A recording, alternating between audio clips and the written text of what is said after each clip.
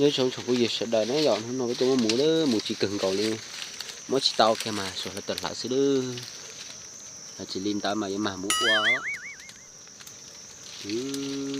chỉ sắp lại xứ mù nữa nó to à cái buổi chiều lỡ nhớ bố sợ trong khó xé là xứ đó tôi sắp bỏ sợ trong nó khó xé sắp lại đó tôi thấy cái tôi xé nó mà cho chủ dân luôn chứ cho kỳ hảo à cái pen này nữa một trong cần nữa lấy từ sập bỏ chứ mu bỏ muốn tao mà con thò cái sau nó chậu sai ra video nó mù mà mấy cái bỏ nữa mà rắn chứ có tay chỉ tuột chờ đây có tao lúc bây giờ làm mà nó cho là tao lúc không mù mù lọt như tao kiểu nhau cho lỗ sẽ tê đi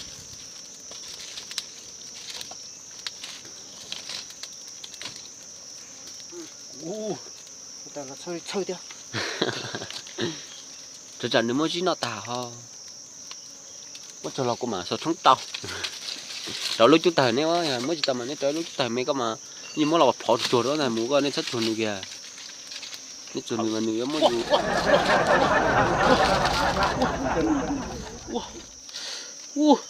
진짜 또 뭐? 저 너 대포져 있어. 와, 여기 또 나무. 하나 치어냐? 지행. cho nó 대포져 있어. 여기 또 나무. lấy tim đi 또 à? 너 그거 빨리 야, 또 대고 때는 뭐 보자.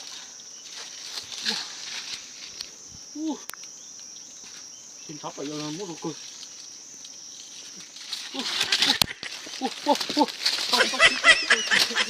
cứu gấu đi xuống nữa lại cái mỏ cái mà nạp sáu bao nhiêu đấy thế nào tới có cô này cả chỉ sắp lại nữa mua là xa về đại hộp bét còn nữa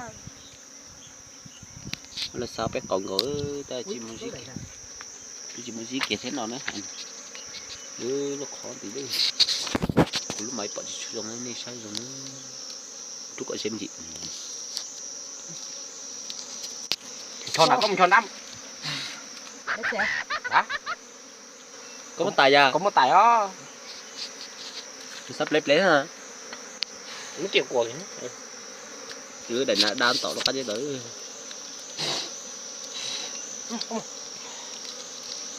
các bạn mới zip lệnh thực tế đấy có một chút tệ mới giờ một chỉ cho là giờ này có chuyện cho nó có dê sủng thôi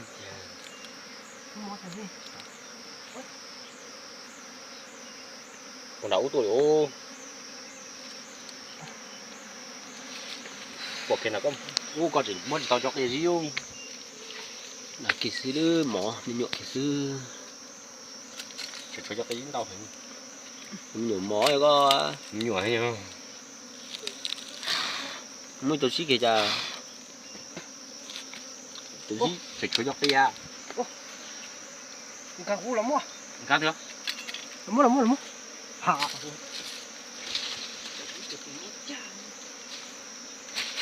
mà qua sắt tay chỉ mang gắn tay tao muốn nhớ đánh gắn tay đấy mà biết trồng hay có một tay ra rồi tay kia qua sẽ làm luôn cái này thì đá gần nữa làm một cái tay luôn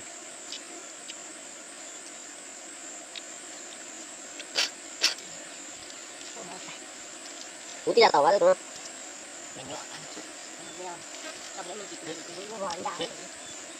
gì để đâu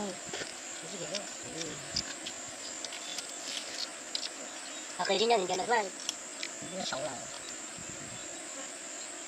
mua tôi sắp tới to lo chứ kiểu to lo tiền mua xem mua không có cái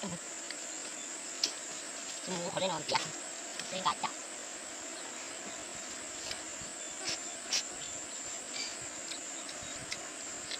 chụp bắt Chị hả? Cho cái con 진짜 ấy. Con có mất trường quá. Ủa mất tích thì sao? Nó đi. Tôi đi đấy. Đúng rồi có. Tôi sợ tao.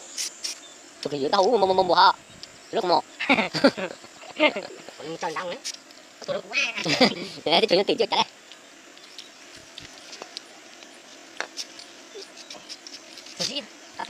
Muốn mà phải có xịn nha. Đây. Cho nó có xịn nó xịn nha. Chỉ cần mới cho bắn cho xíu. Cố phun tộc chỉ còn cho nó bé sai này. Cố phun tay cho nào hơn. Còn là chuyện non đậm. Tập Việt Nam không nó nè. Cái đầu cha mới sau cái tôi có người ta bị chơi còn mới. Chú Trần đã tao cũng Trần đáng đấy. Nên Trần đã mà chứ Trần đã. Ta cho Trần đã. Tôi mới trộn tôi tầm này thì chỉ đi. Mình chỉ. Mà chỉ nó tôi chỉ là 6 lần. Thọ sống hả? Thọ em thọ văn. Phải kia. Đó lúc về có lẽ là phải đâu. Tông. Tao mày đó là. Tao cũng xía thế lại. Tụi đó hết. Tụi mình nhẹ mũi. Trời đã thằng chứ còn trời đã. Tôi cũng lọt chết chỉ chơi rồi. Và đấy tôi sợ chết coi tiền như sao tôi cũng là cái tài năng thì cũng là. Cũng là vậy. Cũng là lọt chết. Cũng tao chỉ cứ sai nữa. Chắc mất cái gì sao nào giờ chỉ đâu nó sống. Thôi tao mà thôi là xong thì cái cỏ là. Nó bài. Thôi. Thôi được rồi. Đúng.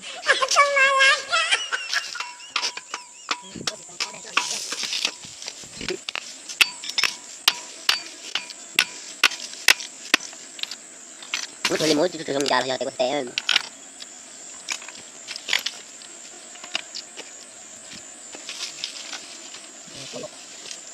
Có lo hành đi. Còn tao mà đã ăn rồi. Thật đấy.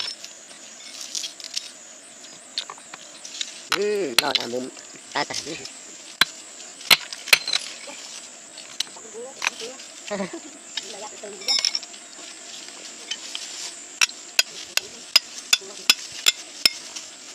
Cái mồm nó chỉ là mồm đúc bè ha.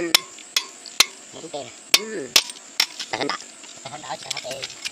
Ta hắn đã tệ nhưng có nó gì vậy rồi. Tụi vậy tụi cũng lại được không?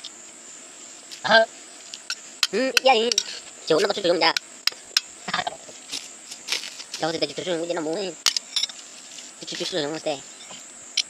Nó sử dụng tệ chỉ có muốn tệ tệ. Muốn trời tao cũng sao.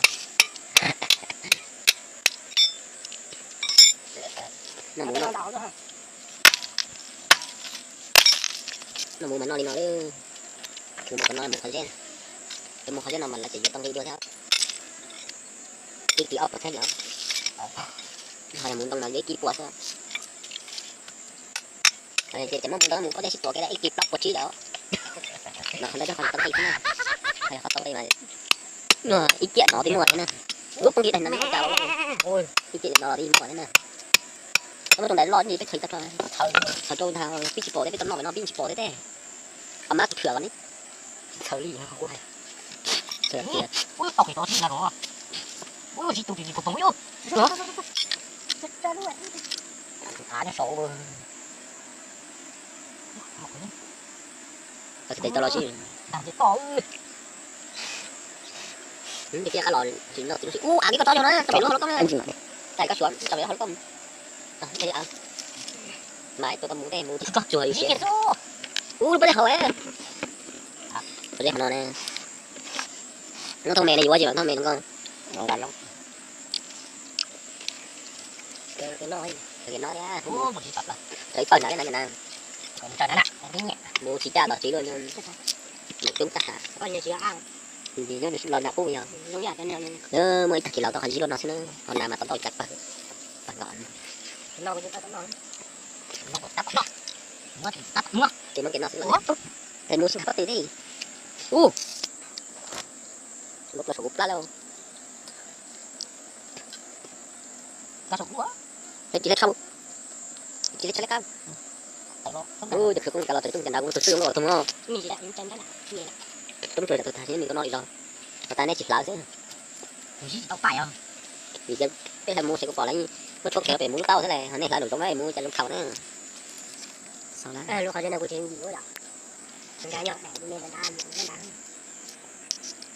Cần của bài. Không được luôn. Mà lọt tới nó. Ô mình có cái tao nó trước tao không cái tao lọt thôi bây giờ.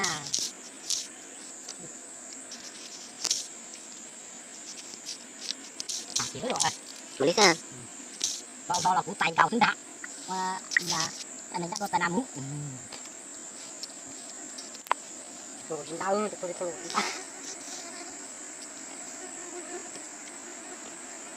Đây là món này. Làm món này cũng không đủ vậy à? Ủa, lọt kiểu lắm. Ở mắt sạch thâm này. Và ta quý.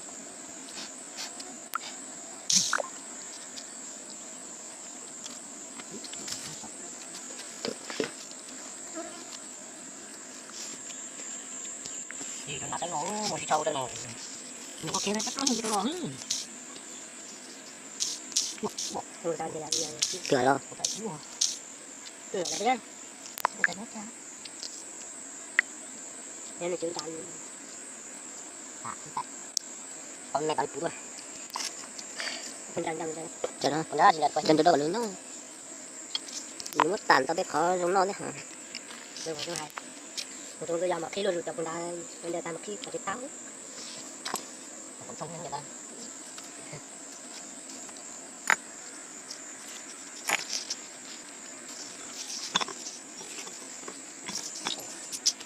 Chả được.